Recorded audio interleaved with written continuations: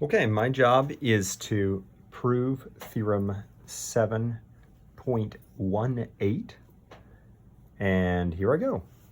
Let G be a group and S be some subset of G with S a non-empty subset, okay? Then let this set with angled brackets of S, we're going to call that the subgroup generated by S, be the set of all possible products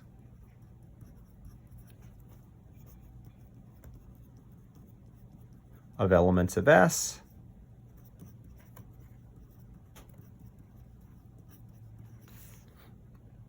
and their inverses.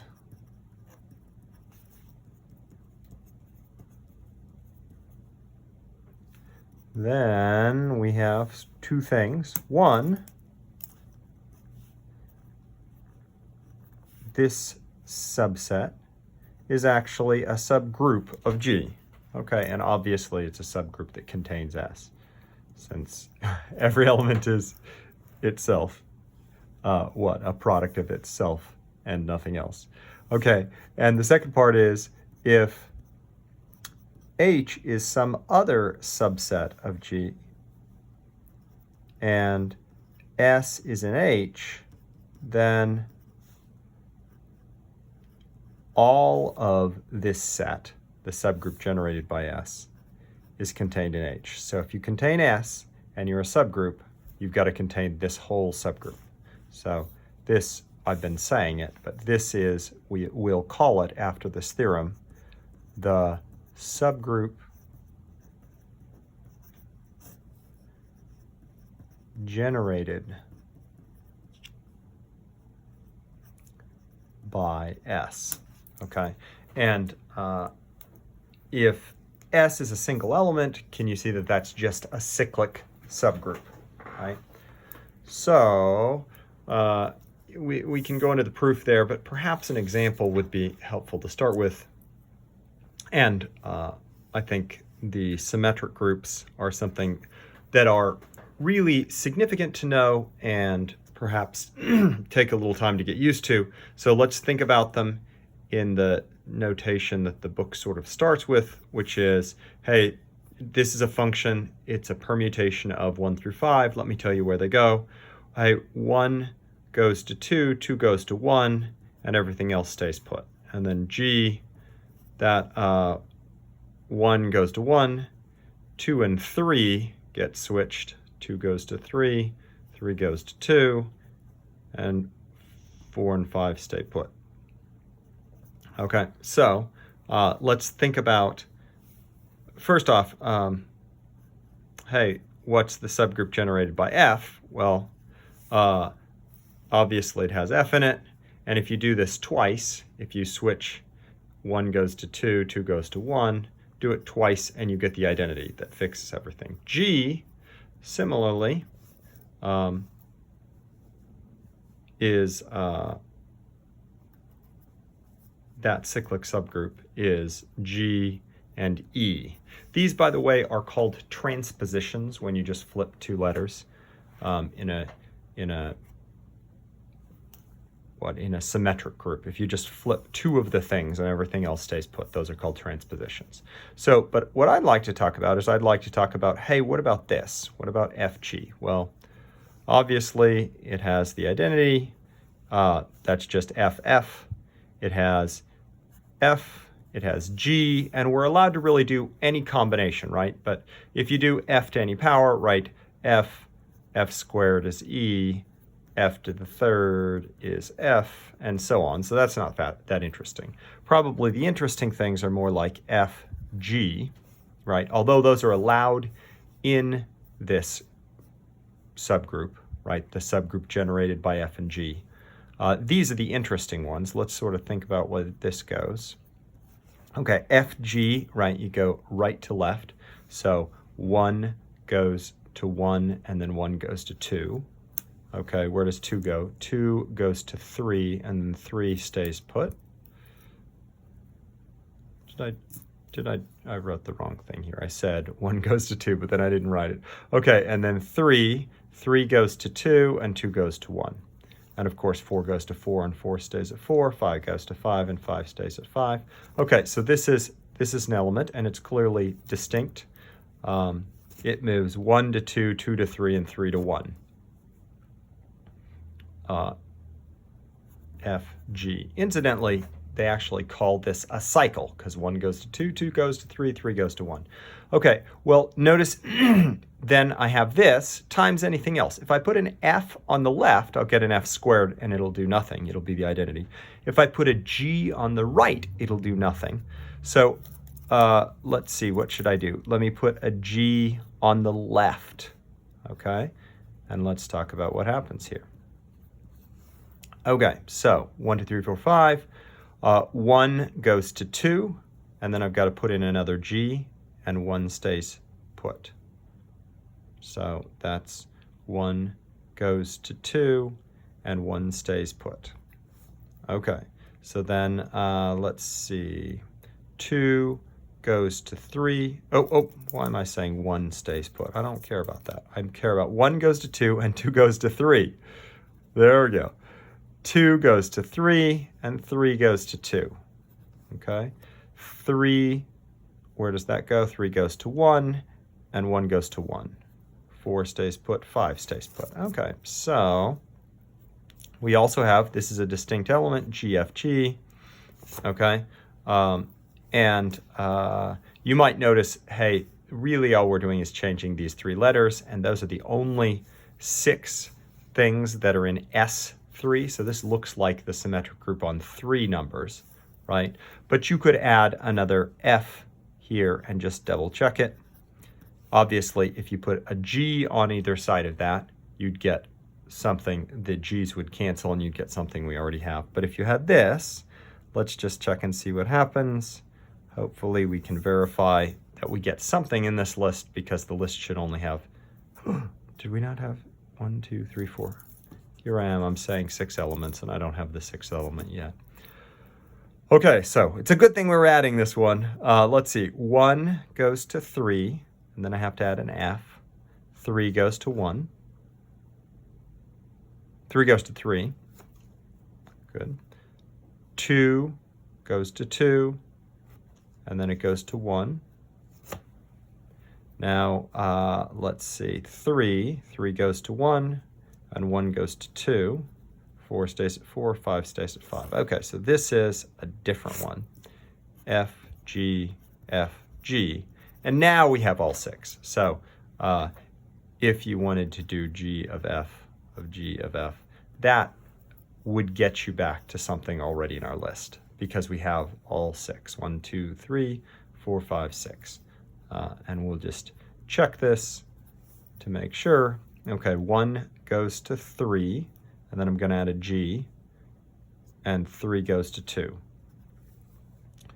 2 goes to 1, and 1 stays at 1. 3 goes to 2, and 2 goes to 3. And 4 and 5 stay put. So it turns out that this thing right here, that's exactly F. Easy peasy. Okay, so what we have here is we have this. That's actually a subgroup, and that is the subgroup generated by S. Now, I can't resist telling you that there is a shorter notation. This is full function notation, tells you where every element goes. But if I was doing this myself, I'd say, hey, F is the transposition. So in other words, 1 goes to 2, 2 goes back to 1, okay? G is the transposition 2, 3, and anything that doesn't show up on the list, by the way, anything that doesn't show up on the list doesn't move, okay? And then you could say, well, F, G, I'm just sort of following what's happening here. F, G is the identity, 1, 2, 2, 3, those transitions. Then notice what we have here in this notation is 1 goes to 2, 2 goes to 3, and 3 goes back to 1. So that's what we'd call a cycle, 1, 2, 3, okay? This element right here, notice all that happens is 1 goes to 3 and 3 goes to 1, right? And then right here, you actually have another cycle. Notice what's happening is 1 goes to 3, 3 goes to 2, and sooner or later you have to use up all the elements. So 2 goes back to 1. Right, can you see that? 1, 3, 2. So that's sort of a shorter notation and might be helpful. Anyway, but that's an example of what's happening over here, and I do owe you a proof of what's happening here. So really what this is a subgroup proof. So what's the proof of 1? We have to show non-empty. Well, S is non-empty. So S is the subgroup generated by that is non-empty too, right? This, by definition, has the product of every element. If you have one element in there, it alone is a single product, and we're set. Okay, the second thing, that's closure. Well, but think about the definition. This is kind of a cheaty proof because basically we defined this thing to be a subgroup.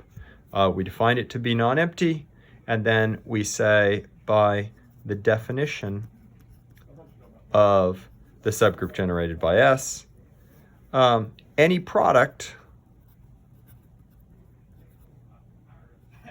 of two elements of the subgroup generated by S is in S. I mean, you could make that more explicit. You could say if A1 to AN and B1 to BM were in S, by definition, A1 to AN, B1 to BM is in S. But I mean, that's I don't know that really adds insight. So you can write it like that also if you want to. And then think about the third thing, inverses. Well,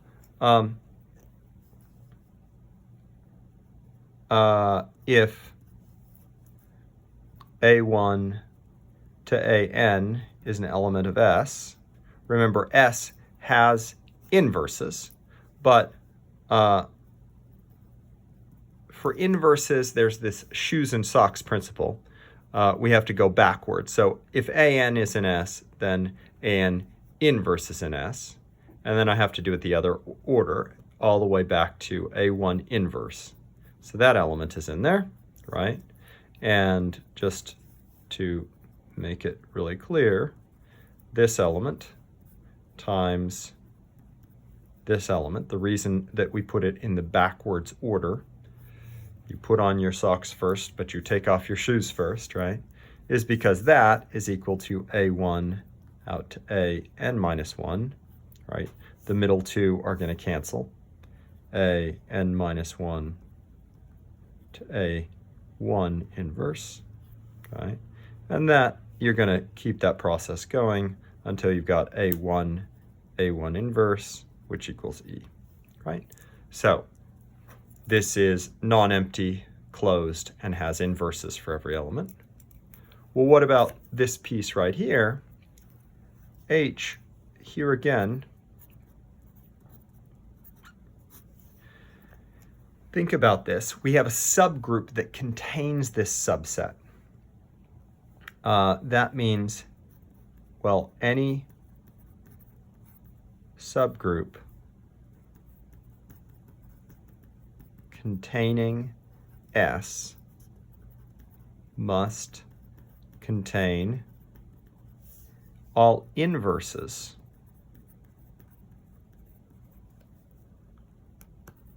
of elements of S. In other words, if you contain S, you have to contain inverses. And then what about products of inverses and elements? Well, by closure of H, all possible, any conceivable product of elements of S and their inverses